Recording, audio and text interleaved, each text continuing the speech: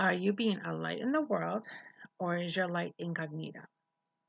The definition for incognito is one's true identity being concealed, a false identity, or undercover. So, in other words, do you shine your light, but on Sunday morning only, and hide your identity when you leave church?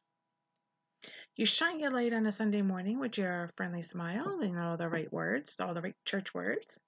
But when you go home, when you go out into the world, you're undercover and incognito. In Matthew 5, verses 14 through 16, Jesus says, "You are the light of the world. A city on a hill cannot be hidden. No one lights a lamp and puts it under a basket, but rather on a lampstand, and it gives light for all who are in the house. In the same way, let your light shine before men, so that they may see your good works and give glory to your Father in heaven." You are light of the world. That's a serious call from Jesus. And I believe that's what that statement is. It's a call. Jesus doesn't suggest we be a light in the world. He says it matter of fact. You are the light of the world. We are called to be the light in the dark world, so those who are in the dark can find their way to the light. Back in December and January, I was not letting my light shine at home. I wasn't allowing it to shine out in the world. I wasn't even allowing it to shine on a Sunday morning. Life is hard sometimes, and my marriage hit a tough place. How many here are married? How many have been married 6 years or less? How about 10 years? 20 years? More than 20 years? Joe and I have been married for almost 21 years. And during the last 21 years, there's been some junk that we have either just accepted or we just swept under the rug. And God felt like it was time to clean that junk out. And anytime you're in the process of cleaning something out with God, it's not an easy process. And at the same time that this kind of boiled to a head, I had some stress of co-planning and co-leading a women's retreat. Not that anything was wrong. I absolutely loved it and I enjoyed it. I know that's weird sounding, but I did enjoy it. And I'm set and ready for next year to plan and organize and lead and whatever it takes for our women to have another retreat. But during that process, Satan was poking at some old stuff. And as kids ministry director, there is always something going on in kids ministry. And I allowed the struggles I was in the midst of to dim my light. I was honoring, distant with family and friends. I put my walls up.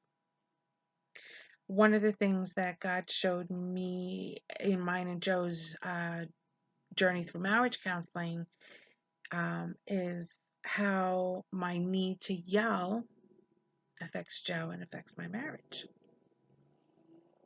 If I'm running around the house yelling every time I'm upset, or yelling every time I'm disappointed or hurt, or yelling every time I'm frustrated, am I allowing my light to shine?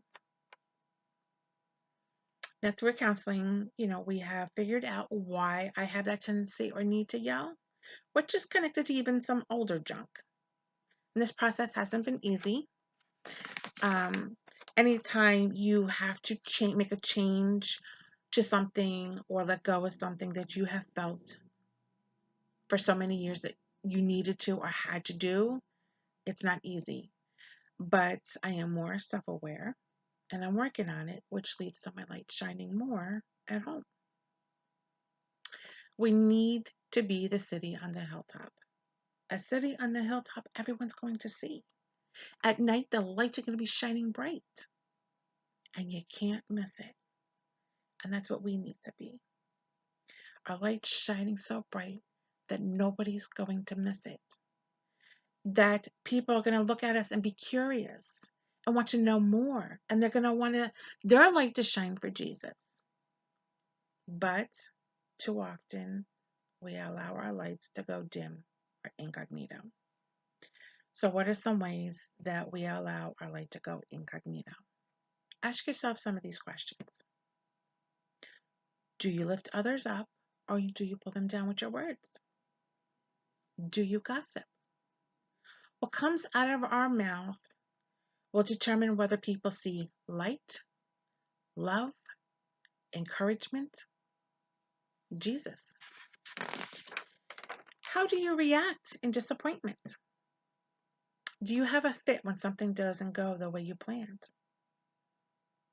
How about when your expectation of someone isn't met? Maybe you're in a season like Joe and I were in with our marriage. Do you allow the light that Jesus calls us to be shine in your marriage, even when your spouse doesn't meet an expectation? Maybe you're a person who is allowing fear to dim your light. Fear of what others will say about you. Fear of failing. Fear of stepping out of your comfort. How many of you have gone camping? Our family loves to go camping.